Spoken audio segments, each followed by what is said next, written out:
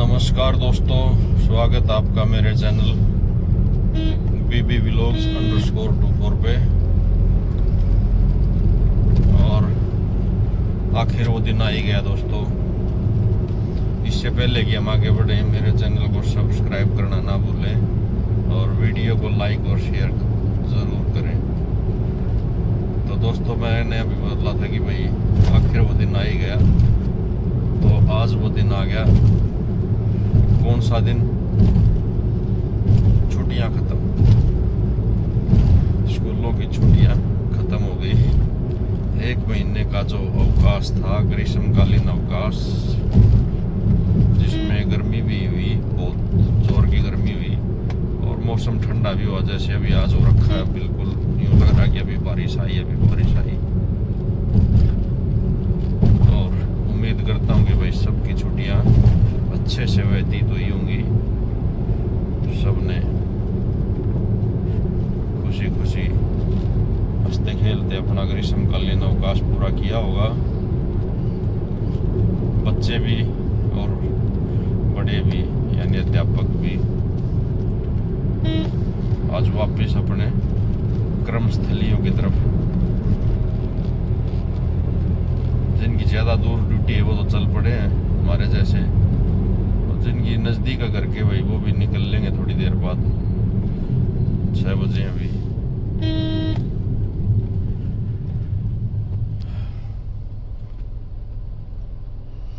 वो थोड़ी देर बाद निकल लेंगे।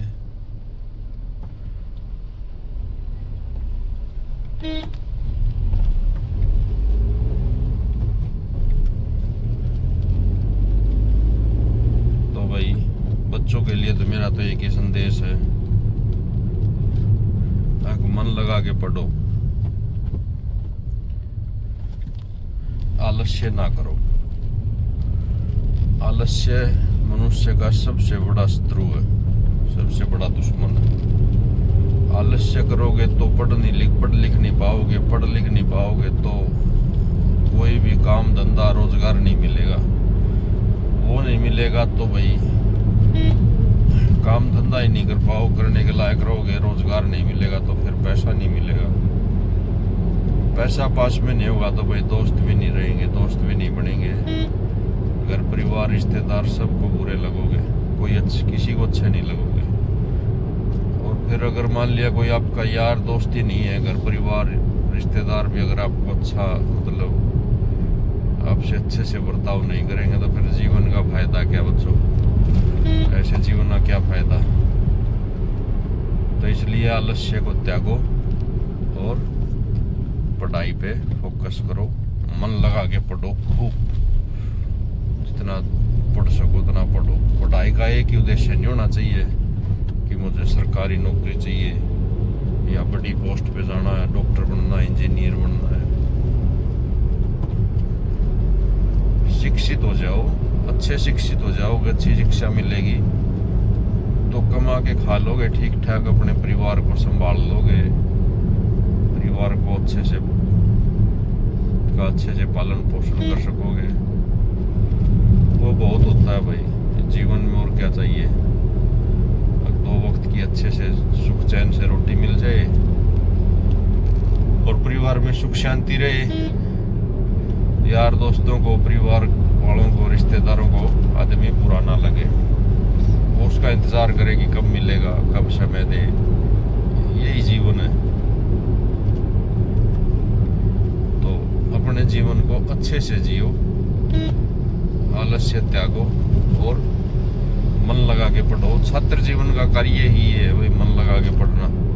माँ बाप भी बच्चों को स्कूल में इसीलिए भेजते हैं, कोई सरकारी में जाएगा, कोई प्राइवेट में जाएगा, कोई किसी एकेडमी में कोचिंग लेगा।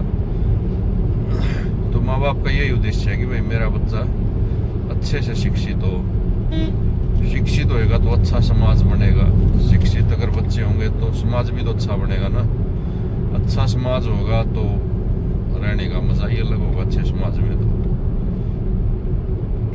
और वही अध्यापक जो साथी हमारे, उनसे भी मैं तो निवेदन करूंगा कि 1 महीने का अवकाश था, इस दौरान हालांकि टीचर्स का अवकाश आजकल नहीं रहा। वो कहने वाली बात है कि 1 महीने की छुट्टियां थी। टीचर्स को तो हर रोज काम करने पड़ते हैं, कभी कोई डाका की, शिक्षक थे ना जिनसे हम पढ़े, उनकी तो छुट्टियां ही होती थी। अब टीचर्स की छुट्टियां नहीं रही, काम से ही फुर्सत नहीं है। लेकिन कोई नहीं, ये हमारा कर्म है भाई, कर्म को करते रहिए, कर्म करेंगे तभी तो फल मिलेगा। और हम शिक्षक लगे तो ये हमारी इच्छा थी कि हम शिक्षक लगे, हम टीचर बने, बच्चों को पढ़ाए, क्योंकि हम शिक्षक ही लगना चाहते थे। हमने पढ़ लिख के शिक्षक लग गए भाई, और नौकरी नहीं की हमने। जैसे मैं बहुत सारे साथी अध्यापकों को जानता हूँ, जो कोई पुलिस में था, कोई वन विभाग में था, और भाई कोई किसी विभाग में था, कोई बिजली बोर्ड में था, कोई फौज में था। आगे वो मतलब शिक्षक ही लगे, पहले वाली नौकरी छोड़ दी, फौज में थे, BSF में थे, और वो टीचर में सिलेक्शन होने के बाद वो उसको छोड़ के टीचर लग गए। तो इसका मतलब वो यही हुआ ना कि वो इस पेशे से ज़्यादा प्यार करते थे, इसीलिए उन्होंने ज्वाइन किया। तो अब उनको अपने पेशे के साथ पूरा न्याय करना चाहिए और बच्चों को मन लगा के पढ़ाना चाहिए, ताकि उन्हें किसी प्रकार की कोई समस्या, दिक्कत ना आए, उनका भविष्य उज्जवल हो और वो सभ्य समाज का निर्माण करें, सभ्य समाज में सभ्य नागरिक बने। सभ्य समाज का निर्माण करेंगे तो ये सबके लिए अच्छा होगा, प्रेम, भाईचारा, शांति रहेगी, कोई दुखी नहीं होगा, सब खुश होंगे। और कहावत भी है ना, कहते हैं कि चाणक्य ने बोला है कि एक शिक्षक साधारण नहीं होता, शिक्षक की गोद में या उसके हाथों में सृजन या प्रलय दोनों का निर्माण होता है। शिक्षक चाहे तो बच्चों को बिगाड़ सकता है, यानी भविष्य को वो बर्बाद कर सकता है। बच्चे ही देश का भविष्य होते हैं, और अगर बच्चे बिगड़ गए, खराब हो गए, तो भाई देश का भविष्य बिगड़ गया, खराब हो गया। और बच्चे अगर संभल गए, अच्छे से शिक्षित हो गए, तो देश का भविष्य भी संभल जाता है। तो ये तो वही सुबह ज्ञान की बातें दोस्तों। वीडियो देखो किस टाइम तक अपलोड कर पाऊंगा मैं। तो मेरा कुल मिला के संदेश यही था कि भाई मन लगा के पढ़ो और मन लगा के पढ़ाओ। जब आप अपने कर्म स्थल पे होते हो ना, स्कूल में होते हो, तो बच्चों का फर्ज है कि वो मन लगा के पढ़े। जो भी चीज़ ना आती हो तो अपने गुरुओं से, अध्यापकों से बार बार पूछें, 1 बार 2 बार 4 बार 10 बार पूछो।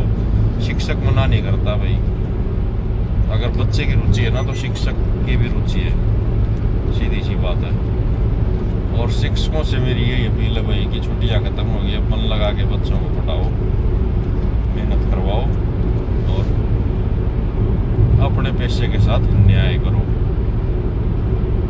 तो और ज़्यादा आज का उपदेश नहीं दे रहा भाई मैं। अब आपको मैं अपने घर से लगभग 250 से 250 किलोमीटर से ज़्यादा ही हो जाता है, इतनी दूरी पे हूँ। और ये तो आप लोगों को पता ही है कि नौकरी तो जैसी है वैसी है भाई। 20 साल हो गए, लेकिन मजबूरी है और कुछ कर नहीं सकते। जो भी है, जैसी भी है, सरकार से अनुरोध है, मुख्यमंत्री महोदय से अनुरोध है हमारे, थोड़ा हमारी तरफ भी देख लो जी। 19 साल से ज़्यादा हो गए, 20 साल हो जाएंगे अब दिसंबर में। आज तक बेसिक सैलरी पे भी नहीं पहुंच पाए हम। मैं गेस्ट फैकल्टी में आता हूँ, इतनी दूर जाना होता है, बस खींचतान करके गुजारा कर रहे हैं। घर में कोई बीमार हो जाए तो उसका 1 रुपया भी रीएम्बरेंस नहीं होता, वो वापस नहीं मिलता, सारे जेब से ही लगते हैं। बुरी हालत है, लेकिन संघर्ष कर रहे हैं, जी रहे हैं। तो वो सरकार की मर्जी है, वो क्या चाहती है। शिक्षकों को यूं ही इसी अवस्था में रखना है या भाई कुछ सोचती हमारे प्रति। वो सरकार है भाई, सरकार तो सरकार होती है, बड़ी राज्य है। दया आ जाएगी तो ठीक है, ना तो फिर अपना काम चल रहा है भाई हमारा जैसा भी। तो आज अब मैं रास्ते में हूँ दोस्तों, रास्ते के नज़ारे और दिखाता हूँ आपको मेरे। बारिश हो चुकी है, चारों तरफ हरियाली है। मेरे ख्याल लगभग पूरे हरियाणा में एक बार तो बारिश हो ही गई होगी पिछले 5-7 दिन के अंदर, तो इसलिए हरियाली हरियाली नज़र आ रही है। तो बड़े सुंदर नज़ारे हैं, मैं आपको दिखाता हूँ अभी, तो जुड़े रहिए। ये देखिए दोस्तों, खेतों में भी ज़बरदस्त हरियाली है।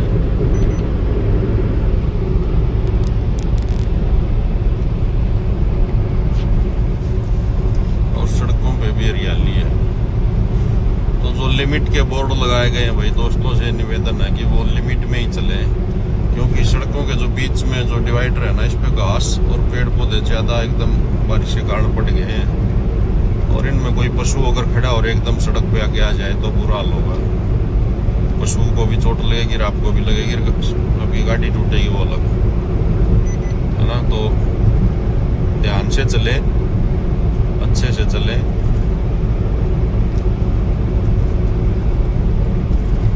सुरक्षा में ही बचाव है भाई, और अपने गंतव्य तक पहुंचे। बड़े गजब के नज़ारे हैं। सूर्य देवता जो 5:30 बजे उदय हो लेते हैं, 5:40 तक। वो बादलों में कहीं छिपे हुए हैं, नहीं दिखाई दे रहे। बहुत ही सुंदर नज़ारे हैं। और भाई बारिश का मौसम है, अभी तो 60 चल रहा है, सावन का महीना ही गया, समझो मानसून आ गया। जितने हो सके दोस्तों उतने ज़्यादा पेड़ पौधे लगाएं, जितना हो सके, जितने ज़्यादा हो सके उतने ज़्यादा लगाएं। आप जो भी चीज़ आज के दिन खाते हो ना, सभी दोस्तों से ये मेरी अपील है कि जो भी आप फल फ्रूट आजकल खा रहे हो, जैसे जामुन है, जामुन आई हुई है भाई, आड़ू है, आलू बुखारा है, चीकू है, आम है, आप उसको खा के उनकी गुठलियों को जिस थैली में आप फल खरीद के लाते हैं ना, उस थैली में ही रख लो, और उनको फिर ऐसे जैसे सड़कों के किनारे साइड में अलग अलग जगह पे उस बीज को डाल दो। वो बीज उग जाएगा अपने आप, इस मौसम में आराम से उगेगा दोस्तों, अपने आप उग जाएगा और वो पौधा बन जाएगा। ये भी एक तरह से पौधा रोपण ही हो जाएगा आपका। जो बीज फेंकोगे ना, मेरे ख्याल से फेंके हुए बीज अगर आप 50 बीज फेंकते हो तो उसमें से 35-40 पौधे ज़रूर तैयार हो जाएंगे, आराम से तैयार हो जाएंगे तरह। तो उसका भी ध्यान रखो, उसको आप बीज को बर्बाद ना करें और उसको उगा दें, फेंक दें, वो अपने आप उगाएगा। प्रकृति का एक ही संदेश है कि लगाओ मत, कि मुझे लगाओ मत लेकिन काटो भी मत। यानी प्रकृति को काटो मत, लगाने की जरूरत नहीं है, उग तो वो अपने आप ही आएगी, अपने आप फैल जाएगी। और उसका इस चीज का उदाहरण है ये हरियाली। ये जो हरियाली है ना, बारिश की बूंद होते ही जितने अपने आप पेड़ पौधे उग रहे हैं, वो इसी का उदाहरण है कि भाई प्रकृति को काटो मत, आपको लगाने की जरूरत ही नहीं पड़ेगी, वो अपने आप उग जाएगी। तो वो अपने आप निर्माण कर लेगी खुद का, क्योंकि प्रकृति ने ही सबका निर्माण किया है, तो वो अपने आप अपने को हील कर लेगी, अपना निर्माण वो खुद कर लेगी। तो इसलिए प्रकृति को बख्श दो। देखिए कितने सुंदर लग रहे हैं पेड़ पौधे, बहुत ही जबरदस्त।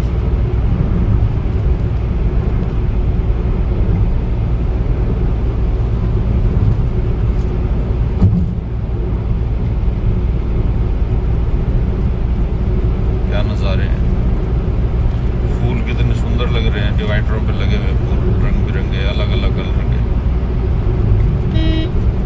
साइड में जो पौधे हो गए वो भी बहुत सुंदर लग रहे हैं। सबके ऊपर एक खुमार सा छाया हुआ है, बिल्कुल हरे। ये देखिए दोस्तों, इस तरह पशु आ जाते हैं एकदम, ये जो ऊंची ऊंची होगी ना डिवाइडर पे, इनमें से निकलाते हैं और फिर ये एक्सीडेंट का कारण बनते हैं, दुर्घटना का। तो दोस्तों इस वीडियो को और ज़्यादा लंबा नहीं खींच रहा मैं आज, इतना ही था, ये संदेश था मेरा भाई कि आलस्य को त्याग के और नीयत से अपना कार्य करें, सच्ची नीयत से। अगर आप सच्ची नीयत से अपना कार्य करोगे तो भगवान भी आपका साथ देंगे और आप अपने कार्य में सफल रहेंगे। आप सबका दिन शुभ रहे। इन्हीं दुआओं के साथ अलविदा कहता हूँ दोस्तों, फिर मिलते हैं जल्दी अगले वीडियो में। तो तब तक के लिए अलविदा। और मेरे चैनल को फिर से रिक्वेस्ट है भाई, सब्सक्राइब करना ना भूलें और वीडियो को लाइक और शेयर करना